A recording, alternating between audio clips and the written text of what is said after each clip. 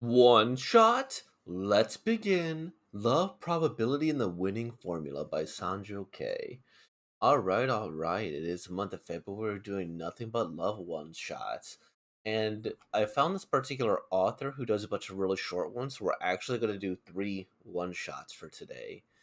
We'll go from there, everybody. So, with that being said, let's begin. This was uploaded by Sloopy Slime TL. Fujimori from my class seemed to be bad at maths. Okada, please! I screwed the pooch with my exam! And somehow, we wound up studying together after school. All I ever do is study. Yet to think this sort of teenage stuff is happening to me. Wow, it sure is a piece of cake for Mr. Sixth Place to understand, huh? See you next day. Oh, I don't understand probability. I need something familiar. Maybe some familiar examples to wrap my head around it. Some familiar examples, huh? Take this for example. According to this site, the success rate of confessions by women is about 38%. Huh? What does that probability mean? Is it high or is it low? Hmm. I suppose it's low. For real? Yeah, it says it's right here of all things.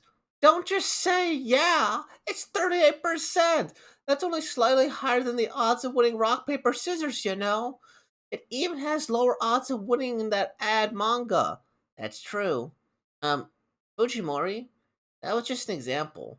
I've suddenly lost all my motivation somehow. To be honest, everyone has different requirements for love. Even the efforts put into confessing are totally different. There's no indication that the results of all those efforts will converge on this number. In my opinion, if both people became if both people are to become closer to each other, okay. So if both people are to become closer to each other, does that mean the odds will improve? Ugh. Well, it's not that simple. Would meeting up after school study sessions help? Huh? And then walk back together to the train station? Those are surefire methods to improve the odds. Okada, what is the probability of success if I confess now? 100%. Aw, that's really cute. I like that. It's only 4 pages too. It's a simple, cute love story. Um, yeah. And one thing I will is this the first manga that has a background in every single page? Now, obviously, it's a pretty short one, right? It's like 3 pages, right? One, two, three, right? Background, background, background, background, background, background. Yeah, the faces are nice here. I like the personality here. It's like what? And it seems like she's you know, um a little bit more savvy than she lets on. Like, hey, I don't understand probability, but then like, hey, that's slower than manga, for example. It feels like she and rock, paper, scissors. It seems like she understands probability a lot more than she lets on.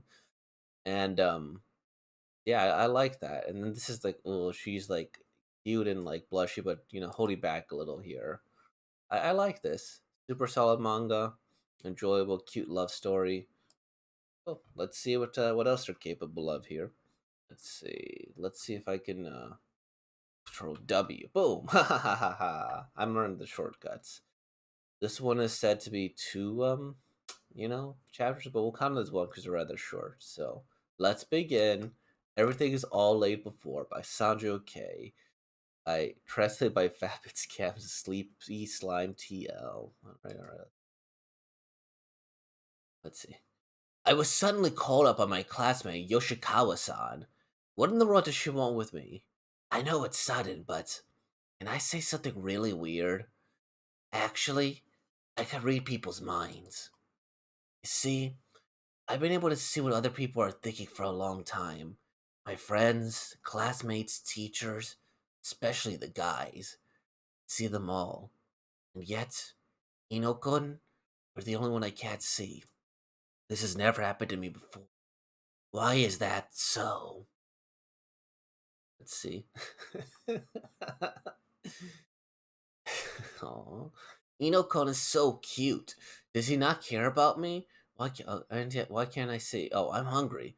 Does that mean another girl he likes? Does he not like me? I absolutely hope that's not it. Yo, Yoshikawa-san, if that is the case, you mean that you can see the affection others have towards you? Right. Huh? How do you know? Actually, I'm also the same. The reason you couldn't see mine is probably because I thought of you as someone beyond my reach, Yoshikawa-san. I wasn't aware of it. Everything is all laid out before. No! No! Don't look! Hold on for a sec. Don't look at me. Oh, that's cute. Really cute. We're gonna go here because there's a second chapter here. Yoshikawa-san and I had the ability to see people's affections, and thanks to this ability, we realized their mutual feelings for each other just the other day. It's so hard to look face to face. Being in love and being able to see each other's feelings meant that all sorts of things were being left out in the open. Ah, he looks so cute. Or he looks so cute. Yoshikawa-san, I can see everything. Yoshikawa-san, I can see your feelings. You need to remember that. I mean, we're acting like an idiot couple. Kind of. Idiot couple? Huh? We still haven't told each other that we like another in words, have we? Due to the ability to see each other's thoughts or affections. What is our relationship? Can we even call ourselves a couple? We haven't even confessed our feelings to each other. Confess? Do I? Confess right here, right now? Thank God no one's here right now. No, wait, don't get cocky, me. There's still a possibility that Yoshikawa doesn't like me. I can't abandon that notion. He's thinking of confessing to me here and now, with looking at me. I like you. Mission accomplished. Oh my gosh. So that is hilarious. So, uh, first things first. I think the premise of this is really funny, and I think it's pretty on point. Where it's like, hey, I'm gonna confess to somebody, and the biggest source of anxiety is, do they like me back? Do they like me back? Do they like me back? Right? In this case, the fact that he already kind of knows is able to read her mind, but he's still like, hey, wait a minute, how do I know she really, really likes me? And yeah, that I find that pretty funny because you can literally read her mind, and you still could have reservations. I do like this panel a lot. I think it's just like the Sailor Moon type background. And I like it. They're just cute and blessing to each other. And it's another simple love story that does well. All right, let's begin the last one for today. The story of the reunion. The story of Orihime and Hikoboshi's reunion. Looks like we got two translations here. By PyScan's the Do It For Her group. I like the Do It For Her groups a little bit more. Not that I know these groups, but I like the name of it a bit more. It reminds me of The Simpsons. I will look at both of them, and they're pretty short. Hmm. Let's see. Hmm. The last time I saw Orihime was a year ago. Such things seemed ridiculous to me when I was a kid. Never thought I would actually go through a stage of my Never thought I would actually go through such a stage of my relationship. Tanabata. I suddenly remembered a Tanabata event Orihime and I visited years ago. Hmm. I want to stuff myself with yakiniku until I burst. Huh? What? I can wish for whatever I want. I guess. Got any problem with that? Well, you can wish for world peace. Since you've got such a selfish whim, I'll balance that with something altruistic. You just suddenly said, I'm going to the Amazon. And soon after, you just disappeared without a trace. Had you seen the wish I wrote back then, you'd have called me an idiot. But I want to hear you again, even if you'll just call me an idiot. So rude, violent, twisted, and mean. But you also emanate an aura of loneliness. I wonder what you're doing now. Sup? Huh? Why? Why? Got a problem with me visiting you? So cold. Such a lame reaction. You could have at least somehow shown how surprised you are. Huh? What's happening? I'm just so happy to see you. I'm too happy to see you. I want to meet Hikoboshi again. Oh, that's another sweet one. I like that. It's a very simple one here. A modern day spin on the legend of the Tanabata Festival. Let me click on here. Orihime and Hoikiboshi only meet once a year. It was when I was a kid. I thought it was an absurd story. I never expected to go to the same thing. I've been dying to have some. Wish world peace. Um, I'm surprisingly lonely. Oh, that's cute. I like that. So I actually kind of really like this one. In the sense that like this is something that's on brand for me to say. When people ask for wishes or things like that, I'm always kind of a jerk about it. My favorite thing that I like to do nowadays is I like to ask people their favorite superpower, or like what would or ask them, well, if you could have any superpower, what would it be? And, let's say like flying, super strength, invisibility, and then I'll say my favorite. I'll say the superpower that I want is the ability to bring Dr. Martin Luther King back to life. Um, and for context too, is Dr. Martin Luther King, great civil rights activist in America. Very important. We have a holiday for him and everything here in America. So it just makes them look really bad. They're like, "Yeah, I want this visibility. Like, I want to bring one of the greatest civil rights activists back to life, huh? That's my superpower." And then this one here, wish for world peace, huh? That's say like why didn't you wish for the good of everybody?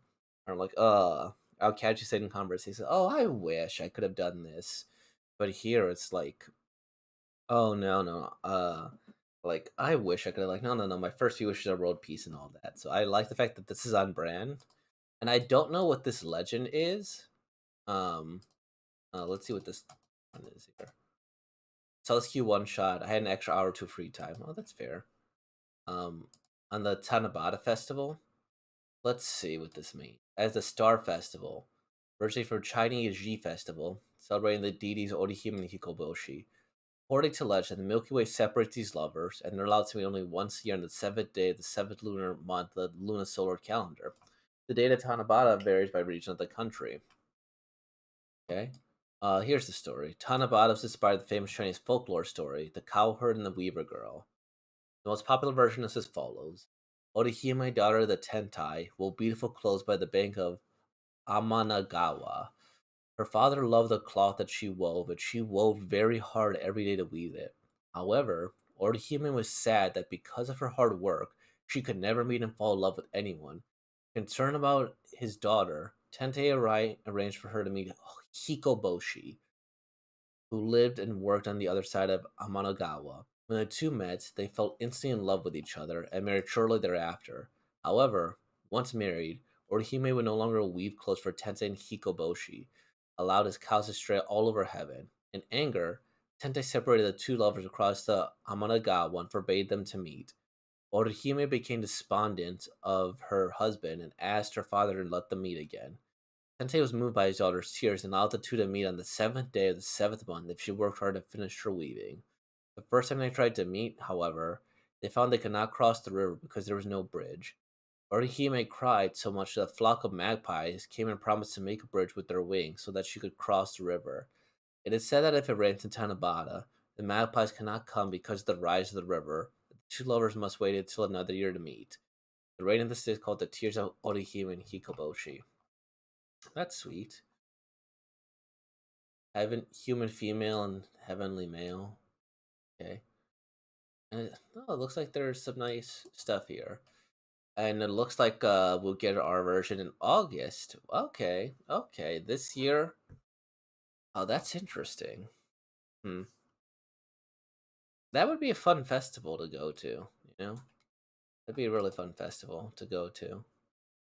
Two of the largest are uh, Hidatsuka Kanagawa and Asagaya Tokyo. Immediately prior to the start of the Oban Festival. I'm gonna go to like I've been to a festival and it's really nice, so to go to more would be cool. Awesome. So I think the one shots here were pretty cool. I enjoyed all of them. I also just liked the fact they were short and cute. They were perfect as one shots, this, that, and the other. There wasn't any super overarching plots or anything that was like, wow, this is big. And I like their. I think the one I don't know. I like all of them a lot. I do like this one in the sense of like the main character's kind of cool. Or I just like how he reminds me of what a jackass I could be. This one might be the best one, I think, just in terms of cuteness. Where it's like, what's the probability if I ask you out right now? And it's like, ugh, 100%. And I just kind of chose these at random, to be honest. Um, and then where was the other one here? Everything I laid bare. I think this is a really clever idea. I actually think this has potential as a multi-series, probably the most, right? Where wait a minute, you could read each other's minds. So what happened as a result? And it has some really cute shenanigans here. Awesome, awesome. So with all that being said, like, comment, subscribe, and thank you for being born, y'all. Peace out.